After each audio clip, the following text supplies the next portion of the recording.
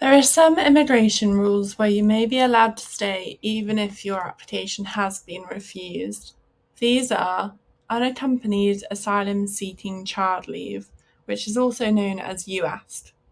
This is for children who are refused asylum or humanitarian protection if they are under the age of 17 and a half years. If you are granted UASC leave, do not assume you will be able to stay in the UK for the long term. When it runs out, it will be very difficult for you to renew because you will almost be an adult.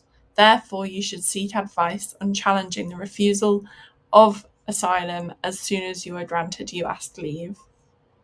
Discretionary leave.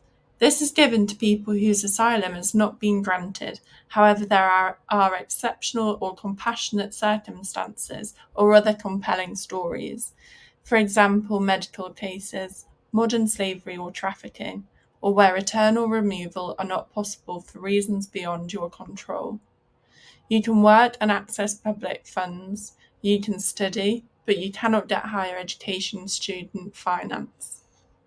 Restricted leave.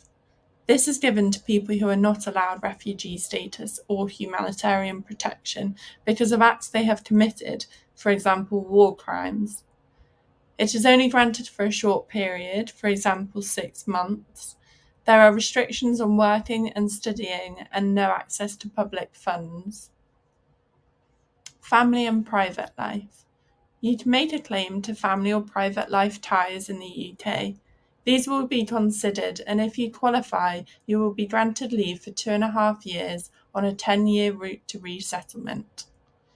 Work is permitted, but you may have a no recourse to public funds condition.